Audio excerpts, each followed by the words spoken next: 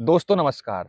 आज के इस वीडियो में हम जानने वाले हैं छोटे से लेकर बड़े बच्चों के जीवन में स्टडीज के दौरान, शिक्षा के दौरान कौन से ऐसे टिप्स हैं जो उनकी शिक्षा को और ज्यादा स्ट्रांग, मजबूत बनाते हैं।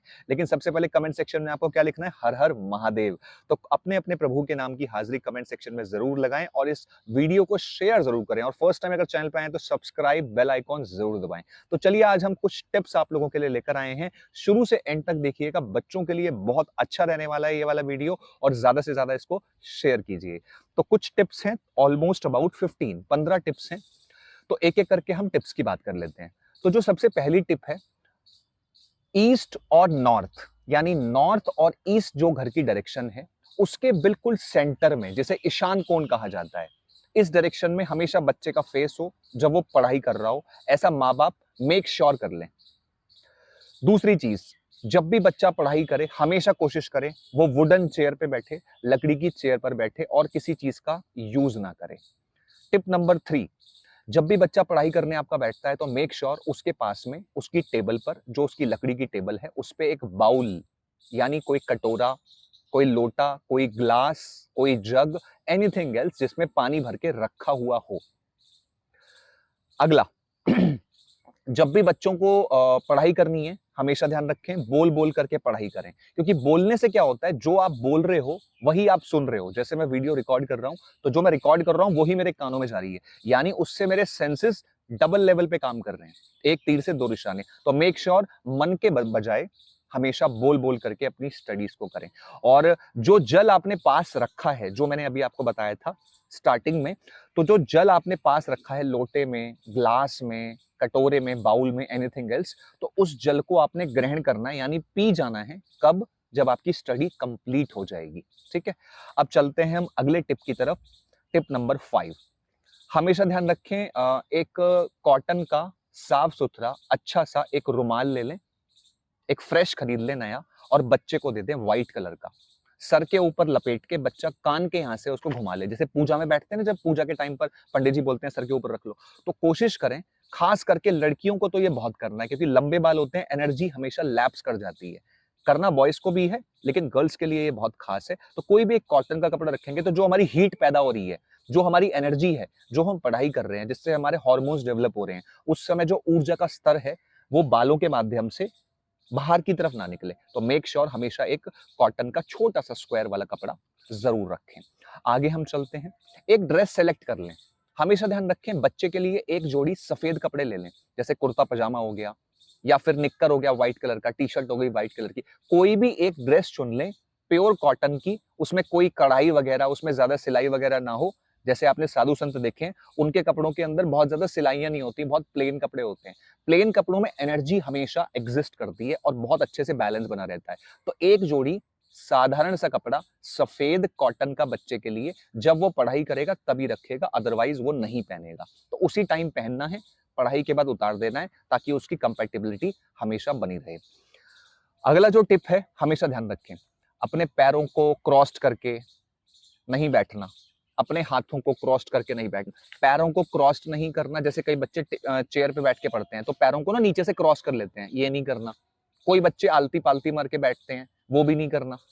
हाथों को यूं कर लेते हैं, वो भी नहीं करना। एनर्जी आपस में स्टक हो जाती है और फ्लो जो होता है वो रुक हो जाता है। तो ये चीज भी टिप ध्यान रखें हम। आगे चलते हैं टिप नंबर 8 की तरफ। जब बच्चे चेयर पे बैठ के पढ़ाई करते हैं आपके, तो मेक श्योर उनके पैर जमीन पर ना रहें, डायरेक्ट जमीन पर ना रहें। ऐसी स्थिति में क्या कर सकते हैं? रबड़ की चप्पल पहन लो, क्योंकि जमीन के अंदर ग्रेविटी होती है, एनर्जी को एब्जॉर्ब करती है। चप्पल नहीं पहननी तो एक काम करो, कोई साफ सा कपड़ा ले लो, ऊन का, वूल का छोटा सा कपड़ा, उसको जमीन पे रख दो, उसके ऊपर पैर रख लो। बच्चों के लिए बहुत इंपॉर्टेंट टिप है ये वाली। एनर्जी पूरी की पूरी लैप्स कर जाती है। ठीक है, अब चलते हैं हम आगे टिप नंबर 9 की तरफ। जो टेबल लैंप वाला फीचर है, इसका भी ध्यान रख लो। बच्चे के टेबल के ऊपर लैंप ना हो तो बेहतर है। कोई मजबूरी है तो फिर तो कोई बात ही नहीं है, अदरवाइज लाइट का पूरा इंतजाम हो, लेकिन टेबल पर ना हो। क्योंकि ज्योतिष में जो इलेक्ट्रॉनिक होता है वो राहु से जुड़ा होता है, और राहु ब्रेन को डिस्ट्रैक्ट करता है, if I am talking about astrology. ठीक है, तो कुछ ऐसा इंतजाम हो आसपास। मजबूरी है तो फिर रखनी पड़ेगी, वो तो बात ही खत्म हो गई। ठीक है, इसका भी ध्यान रखें। अगला है, लड़कियों को हमेशा बालों को बांध कर रखना चाहिए और उसके ऊपर में, जैसे मैंने कपड़ा बताया, कपड़ा तो जो एक कॉटन का छोटा सा कपड़ा है वो तो लड़का हो या लड़की हो सबको रखना है, लेकिन गर्ल्स को उससे पहले अपने बालों को बन बना लेना है, बांध लेना है। एनर्जी बहुत जल्दी निकलती है गर्ल्स, क्योंकि लंबे बाल होते हैं। अगर बाई चांस किसी बॉयज के लंबे बाल हैं तो भाई फिर उसको भी करना पड़ेगा वाला फॉर्मूला, ठीक है। तो गर्ल्स इसमें खास तौर पर ध्यान रखें। तो ये टिप हो गई हमारी, 10 टिप्स हो गई। अब चलते हैं 11वीं टिप की तरफ। हमेशा ध्यान रखो, जब भी पढ़ाई करने जा रहे हो, आप वीडियो रिकॉर्डिंग करने जा रहे हो, अगर आप कोई यूट्यूबर हो, अगर आप वीडियो रिकॉर्ड कर रहे हो, अपने एग्जामिनेशन को देने जा रहे हो, ठीक है, आप पूजा करने जा रहे हो, आप स्टडीज करने जा रहे हो, इन 3-4 जो मैंने चीजें बताई, कोई इंपॉर्टेंट इंटरव्यू देने जा रहे हो, कोई भी चीज इंपॉर्टेंट करने जा रहे हो, उससे 5 मिनट पहले प्राणायाम कर लो। प्राणायाम, इसमें भी 2 इंपॉर्टेंट हैं। First is called bhastrika and the second one is anulom vilom. Oxygen भरपूर रहती है बॉडी में तो ब्रेन अच्छे से काम करता है। पूरा साइंस का डिस्क्रिप्शन है, इसको ध्यान रखें। ये बड़ा इंपॉर्टेंट पॉइंट है जो मैंने अभी वाला बताया है 11वां नंबर का। हमेशा 5 मिनट या 2 मिनट 3 मिनट बच्चे को जरूर करवा दें जब भी वो स्टडी करने जा रहा है, ठीक है। अब चलते हैं दोस्तों 12वें पॉइंट की तरफ। बैकबोन हमेशा स्ट्रेट रखें। जो आपकी बैकबोन है, अगर वो हल्की सी भी मुड़ी होगी, बेंट होगी, तो जो एनर्जी का फ्लो है वो थोड़ा टेढ़ा मेढ़ा घूमता हो जाएगा। सांप सीढ़ी देखिए ना, वो बचपन में जो गेम खेलते थे, तो बिल्कुल फ्लो रुक जाएगा। बैकबोन हमेशा स्ट्रेट रखें, एनर्जी बहुत अच्छे से फ्लो करती है।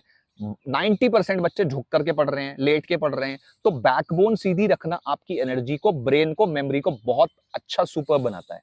Make sure. तो ये हो गया 12वां पॉइंट। अब चलते हैं 13वें पॉइंट की तरफ। आपके बच्चों की किताबें हैं, कॉपियां हैं, एक्सेसरीज हैं, ज्योमेट्री बॉक्स हैं, जो भी आपके बच्चे की एजुकेशन से संबंधित नोट्स हैं, जो भी चीजें हैं। बच्चा तो पढ़ाई में बिजी होगा, लेकिन बच्चा जब फ्री हो थोड़ा, मतलब जैसे बच्चा कहीं बाहर गया है, आप क्या करें, बच्चे की सारी बुक्स को लेकर के धूप में रख दें, एक चटाई बिछाएं, उसके ऊपर सारी बुक्स रख दें, एक्सेसरीज, नोट्स, कॉपी, किताब, जो भी चीजें हैं उसकी सारी, उनको रख दिया करें। हर एक आध दिन में आधे घंटे के लिए, 1 घंटे के लिए, मतलब हाफ एन आवर अप्रोक्सीमेटली। तो इससे एनर्जी कहीं ना कहीं, जो नेगेटिव एनर्जी होती है हमारी बुक्स वगैरह में, हमारे आसपास के एनवायरनमेंट में, पॉजिटिव बन जाती है। तो ये वाला जो पॉइंट बताया, ये माँ बाप की ड्यूटी है। बाकी सारी चीजें बच्चा करेगा, लेकिन ये वाले माँ बाप करेंगे। अगला पॉइंट लेते हैं। कितने पॉइंट्स हो गए? 13 पॉइंट हो गए। अब चलते हैं 14वें पॉइंट की तरफ।